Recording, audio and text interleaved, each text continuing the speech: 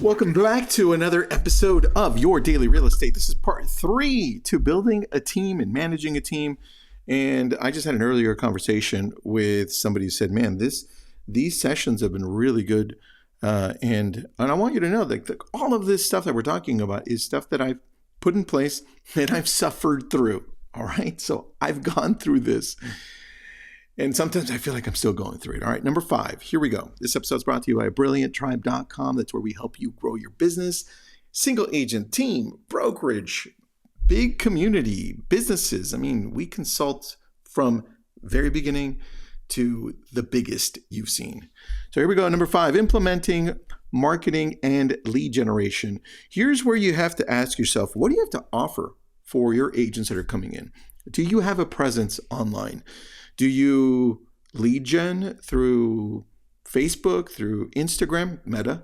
Do you lead gen through Google PPC? Do you give opportunities through, maybe you have a lot of listings and you've got this great process for open house leads. Maybe you've got farming. Do you offer the farming piece, right? That's a combo marketing / lead gen.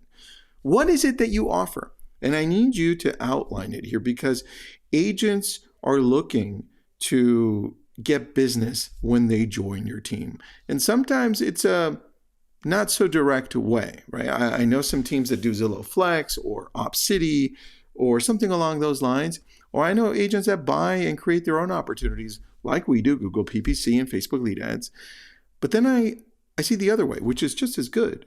But not all agents understand it. That means you've got the right tech stack.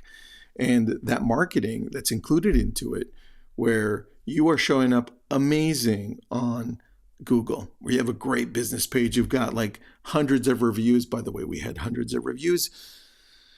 And then something happened to our reviews and then our Google business page got shut down. So we had to start all over, which sucked. But maybe you've got a whole bunch of reviews. Maybe you have an amazing presence on Google or YouTube or Facebook or wherever. Or an amazing newsletter like we do and we get business from. The point is, what is it? Because agents are looking for it. And if you have a great online presence on Instagram or Facebook or YouTube, that's another form of attraction for agents. Not only are they watching you grow because you're showing up consistently on social media, you're showing up and saying, hey, consumer, look at what's happening in this market. Or hey, consumer, look what we've got over here, listings. Or, hey, consumer, look how many amazing things we're doing for the community. Right now, you're showcasing your agents, you're showcasing what you're doing, and it's also serving as attracting amazing agents to your team. But still, at the same time, it's attracting the consumer. So it gives you the ability to do both.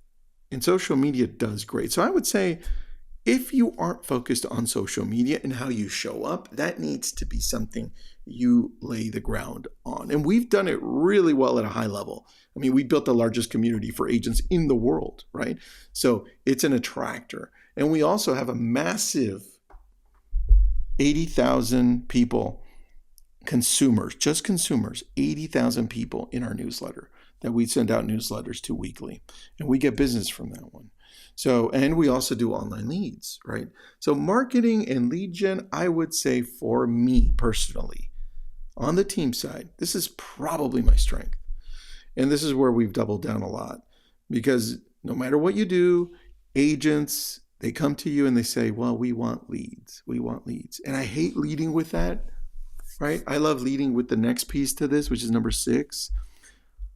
I love leading with an environment. I put number 6 here, fostering a collaborative environment. And I would say that has a lot to do with character.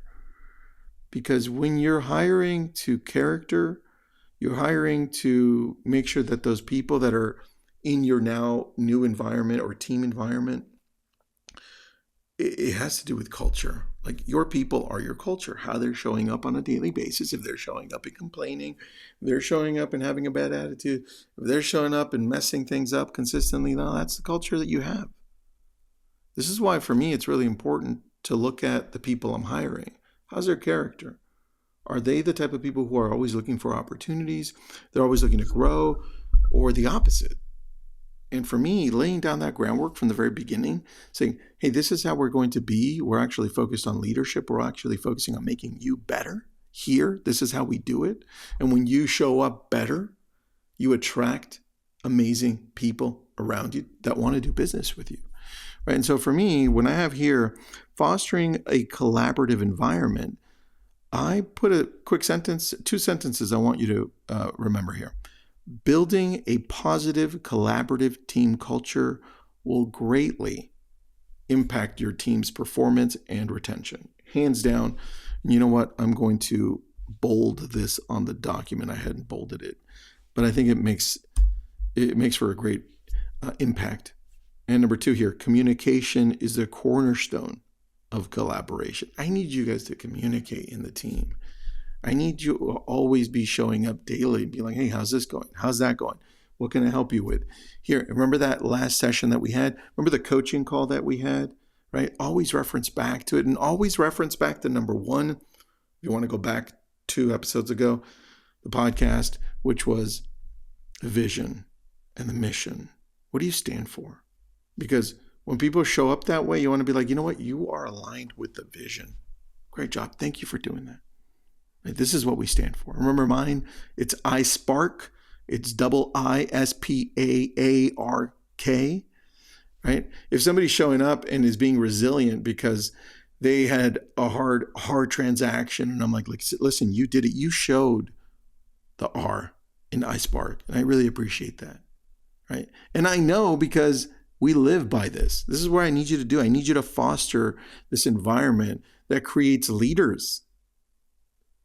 Because so much of the time you watch these teams fall apart, mine included, fell apart because we had a whole bunch of complainers.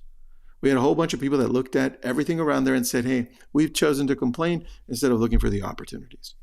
And I put here, focus on creating a strong team culture with shared values. How do you do that? Well, you've got to clearly define them. What do you stand for? And what don't you stand for? Because if the people that are coming in aren't like that, guess what? Get rid of them now. They're only creating a bad culture around you. And so I want you to start focusing on making better hires, meaning focus on character first. That's the number 1 thing I can tell you when we're looking at fostering a great environment. Not only for you, because you want to be proud of your team. You want to feel good about showing up with your team. You don't want to always be showing up and walking on eggshells and being like, did I say something the wrong way? Am I making an impact? Oh no, that person might leave because I said the wrong thing. You don't want that. That's not the type of team that you want. Anyway, those are the 2 for today. A little bit shorter, but to the point. Tomorrow is part 4, and we're going to go over number 7 and number 8. Hopefully you've been enjoying this one. Have an awesome day.